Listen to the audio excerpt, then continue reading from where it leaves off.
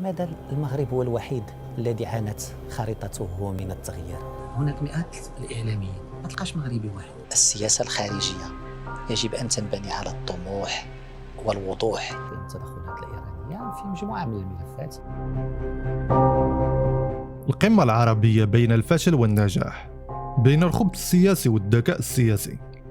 اتفق العرب على أن لا يتفقوا، وبالدارجة المغربية كيقولوا باك مالو طاح. قال لهم راه من الخيمة خارج مايل.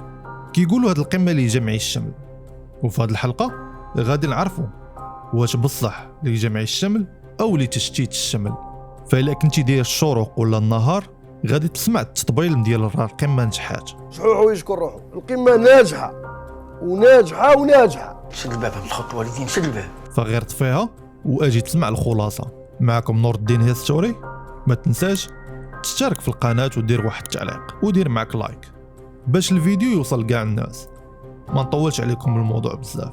العالم العربي عقد قمة عربية في الجزائر، وتخيل معايا التاريخ المهم اللي كتجرى في هذه القمة من بعد عامين من الانقطاع بسبب جائحة كورونا، وحتى أمريكان ما حطاش عينيها على العرب هاد الأيامات. فأمريكان عندها ميل ليها روسيا والصين، وزعما هذه هي الفرصة باش العرب يتفقوا. هادشي يمكن يوقع كون ما كانش الجزائر هي اللي منظمة هاد القمة. وفي هاد الفيديو غادي نوريكم الوجه الحقيقي للجزائر. نبداو بالعنوان، قمة للم الشمل. أول حاجة، واش الجزائر أو النظام العسكري الجزائري باغي ينظم قمة عربية أو قمة كما كانت؟ فأبسط الحوايج اللي ينجحوا القمة ما موفرينش. فقبل ما تنظم القمة العربية فمن الواجب على الدولة تسوي الخلافات ديالها مع الدول الأعضاء. فما بالك غادي تنظم القمة وعندك مشكلة مع الجيران؟ فكان خاص النظام الجزائري يبين الحسن النية ويتصالح مع المغرب، واخا غير تفوت هذه الفترة. وإلا بغات ترجع الخلاف من بعد ماشي مشكل، ولكن النظام العسكري الجزائري فرع عنده المشكل مع نصف الدول العربية، خصوصا مع دول الخليج، ورافعة شارة جمع الشمل. فرا بزاف ملوك ورؤساء وأمراء الدول العربية قالوا باللي ما غاديش يحضروا هذه القمة. جلالة الملك كان من أول من عبر عن استعداده لحضور القمة، وأخبرنا بذلك جامعة الدول العربية. ولكن كانت هناك اعتبارات متعددة خلت في تقدير جلالة الملك بأن تعذر عليه الحضور، بحال اللي هناك اعتبارات عند مجموعة من القادة العرب اللي خلتهم كذلك ما يحضروش لأسباب مختلفة. معالي الوزير الجزائري بأن فخامة الرئيس كان سيستقبل جلالة الملك في المطار، وكانوا في القاعة الشرفية يمكن يتحدثوا على ترتيبات للقاء. احنا كنظنوا بأن اللقاء الثنائي المغربي الجزائري نظرا لأهميته لا يمكن بداية التحضير له في قاعة شرفية لمطار. خصو تحضيرات وخصو ترتيبات وخصو عناية خاصة اللي كان ممكن نشتغلوا عليها لو أنه أخبرنا بالأمر قبل ذلك. هو أن جلالة الملك في عدة مناسبات مد اليد، 3 خطابات أخيرة عبر فيها عن الحاجة إلى حوار شامل بناء مع الجزائر لم نتوصل برد. ومن بينهم السعودية مثلا. السعودية اللي كنعرفوا كاملين باستثناء قطر، فرا السعودية إلا قالت شي حاجة للدول الصديقة ديالها فرا غادي يطبقوها. كيقولوا أن ولي العهد بن سلمان ما غاديش يحضر القمة العربية، وفعلا ما حضرش لأن الطبيب الخاص به نصحوا باش ما يمشيش. وفي الحقيقة السعودية بان لها أن الجزائر بغات تستفرد بالقرار السياسي، وبدا هذا الشيء بمحاولة استدعاء سوريا بعيدا عن الإجماع العربي والتقرب الجزائر من إيران اللي هي العدو الأساسي ديال السعودية ودول الخليج. السعودية اللي كتعتبر إيران هي العدو الأول ديالها. وبزاف من الناس ما عارفينش واحد القضية، أن ولي العهد بن سلمان كان باغي يتفاوض مع المغرب والجزائر باش يسويو الخلاف ديالهم، ولكن دولة العسكر كان الرد ديالها الواضح أن المغرب هو العدو ديالها. وبن سلمان فين شاف هاد الواقعة قال كيفاش هاد الناس بغات تجمع الشمل الدول العربية وهي عندها مشكل مع أقرب دولة لها وكتفرقهم غير الحدود. زعما انت في نفس الوقت كتقول باغي تجمع الشمل وباغي تفرق الشمل، وهذا الشيء بان بوضوح في أول اجتماع مع وزراء خارجية العرب بعدم الاحترام لبروتوكول القمة العربية، وحتى من استقبال اللي داروا الوزير الخارجية المغربي ناصر بوريطة والوفد اللي معاه، فراه ما كانش بواحد الشكل اللي جيد. وزيد حتى الوفد الإعلامي المغربي اللي ما خلاوش يدير خدمته. لماذا الوفد الإعلامي زملائكم؟ كم من مغربي اليوم موجود؟ هناك صحفي واحد مغربي الذي سمح له بالحضور، صحفي واحد مغربي سمح له بتغطية القمة، والآخرين أمروا بأن يرجعوا. يعني يرجعوا أم رفضت لهم التصاريح من البداية؟ لا، هناك من حتى أدوات العمل ديالو أخذت. نفس الشيء. يعني احنا اللي كيألمني مثلا هو أن المغرب ما تلقى، سير شوف هناك مئات الإعلاميين، ما تلقاش مغربي واحد ولا مغربي غتلقاه. يعني احنا اضطرينا أن الدبلوماسيين هما اللي كيصوروا، لأن ما تعطاش لهم التأشيرات، ما تعطاش لهم، ومجموعة من الأمور اللي البارح كنا غنديروا حوار ما تسمحش اللايف بي وهذا أنهم يجوا عندنا. وعاد زيد القناة الجزائرية حتى خريطة العالم العربي، ولكن ماشي كيف متفقين الدول العربية، فالدول ما متفقينش باش يديروا الحدود في الخريطة، ولكن دولة العسكر أو دولة العجائب جات حتى المغرب وهي تدير الحدود. المغرب ماشي سهل، مول المقص دار خدمته، وداك الساعة قدم احتجاج وتحبسات القمة العربية.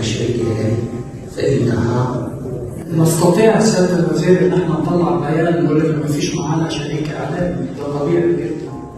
نستطيع ان انا اعمل كده.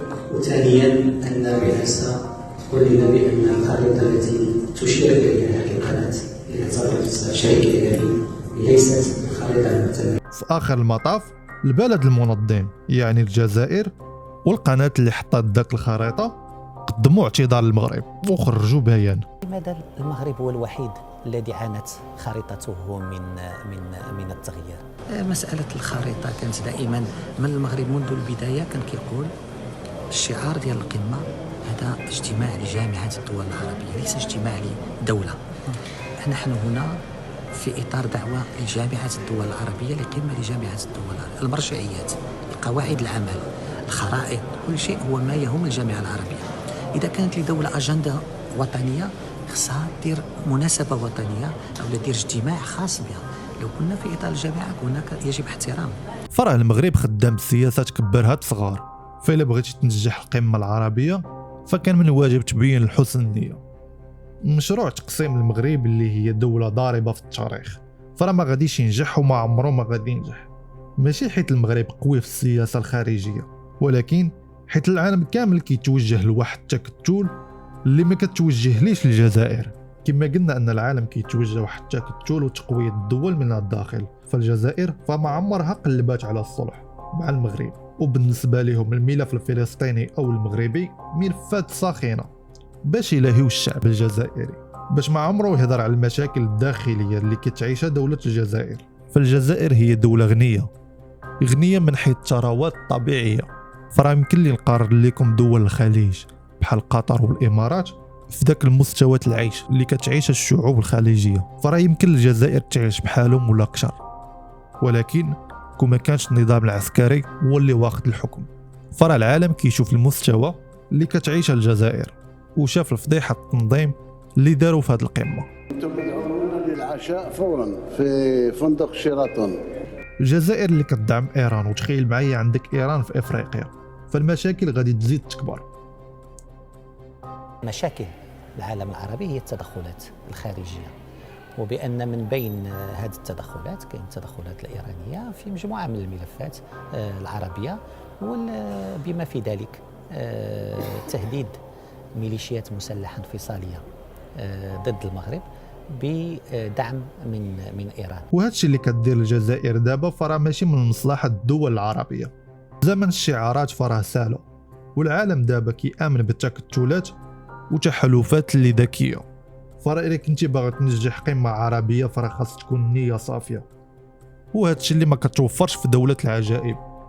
فراه النظام العسكري عارفينه كيفاش كيفكر، وقف في حقبة الستينات.